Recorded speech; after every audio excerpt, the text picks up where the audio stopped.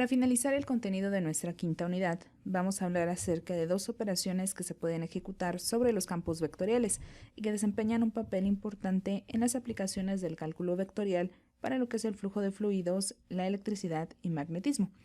Estas operaciones son similares a la derivación, pero una va a generar un campo vectorial y la otra va a dar lugar a un campo escalar. Empezamos por definir la primera operación, a la que llamaremos rotacional. Si f es un campo vectorial sobre R3 y existen las derivadas parciales de P, Q y R, entonces el rotacional de f es el campo vectorial sobre R3 que se define a través de esta expresión. Para que sea más fácil para nosotros recordar esta expresión, vamos a introducir lo que llamamos el operador Nabla.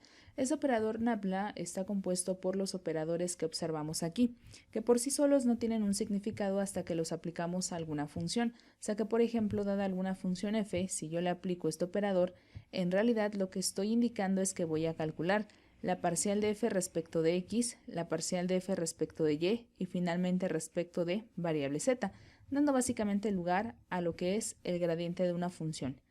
Ahora, utilizando este operador y las componentes del campo vectorial, yo podría reexpresar esta igualdad como el producto vectorial de lo que es el operador Nabla y el campo vectorial.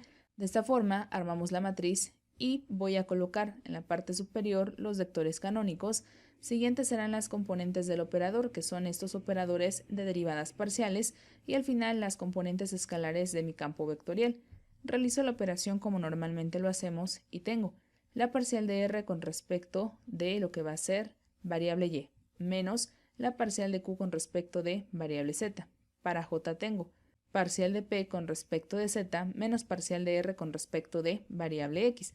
Nosotros normalmente lo aplicamos al revés y obtenemos parcial de R respecto de X menos parcial de P respecto de variable Z, aunque recuerda que es exactamente lo mismo.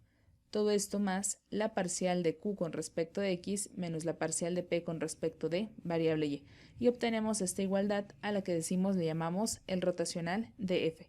O sea que, para facilitar la notación, el rotacional de f en realidad también se puede escribir como el producto vectorial del operador Nabla con las componentes del campo vectorial. Veamos un ejemplo.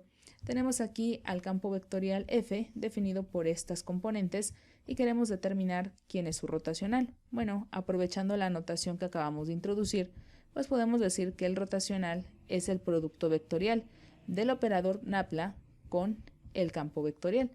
Armamos la matriz como normalmente lo hacemos, IJK, y coloco componentes. Decíamos aquí, parcial con respecto de x, parcial con respecto de y parcial con respecto de z. Aquí abajo las componentes de f, que vienen a ser xz, xyz y menos y cuadrada. Y procedo a operar. Para ahí tendríamos parcial de menos y cuadrada con respecto de variable y esto vendría a ser menos 2y, menos parcial de esta función con respecto de z y obtengo xy, menos j que multiplica a la parcial de menos y cuadrada respecto de x, pero eso es 0 porque y cuadrada sería una constante, menos la parcial de xz con respecto de z, que vendrá a ser x, más k, que va a multiplicar a la parcial de esto con respecto de x, que será yz, y de este lado la parcial de xz con respecto de y, que pues también pasará a ser 0. Por ahí hacemos una reducción o reacomodamos los términos y me quedaría como resultado menos 2y menos xy y todo esto menos por menos se hace más xj y finalmente acá yzk. Y ya tenemos el resultado.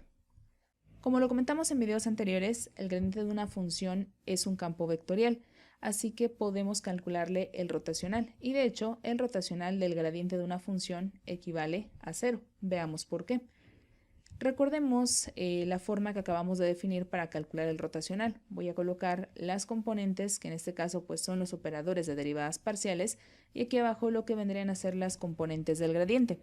Pero pues recuerden que estos son derivadas parciales de la función respecto de x, de y y de z. Así que procedamos a operar.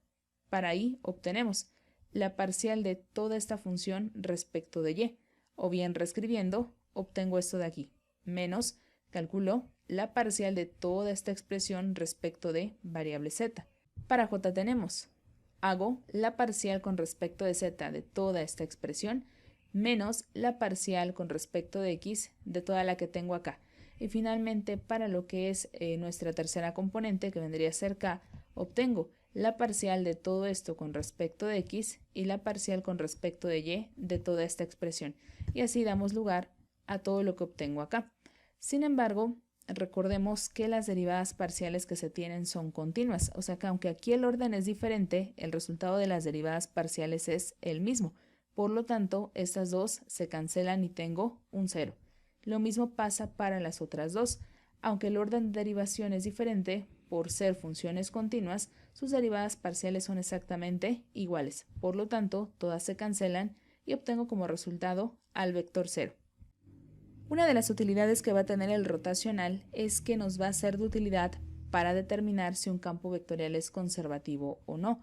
Para tal caso, si el campo vectorial es conservativo, su rotacional tiene que ser igual al vector 0. Esa es una manera pues más sencilla de corroborarlo en relación a lo que habíamos visto previamente. Geométricamente, ¿qué representa el rotacional? Bueno, primeramente se le da ese nombre porque está asociado a rotaciones. Supongan, por ejemplo, que F representa un campo de velocidades en el flujo de fluidos. Las partículas que estén cercanas a lo que es el punto x, y, z en el fluido tienden a girar alrededor del eje que señala la dirección del rotacional y su longitud pues vendría a ser una medida de qué tan rápido se desplazan las partículas alrededor de este eje. Si el rotacional es igual a 0 en un determinado punto, el fluido es libre de rotaciones en ese punto y se dice que F es irrotacional en ese lugar. En otras palabras, pues no habría remolinos en ese punto. Definamos ahora la segunda operación, a la que llamaremos divergencia. Dado F como un campo vectorial sobre R3 y existiendo sus derivadas parciales, entonces la divergencia de ese campo se puede calcular a través de esta expresión. Si hacemos uso de lo que es el operador Napla, el que ya habíamos comentado anteriormente, esto podría reescribirse también como el producto punto del operador Napla con lo que es el campo vectorial F. Por ejemplo, vamos a aplicar esa expresión para resolver el ejemplo 43. Voy a calcular la divergencia de lo que es este campo y recordemos lo que acabamos de explicar. Esto equivale al producto punto del operador Napla con lo que es F que representa el campo vectorial.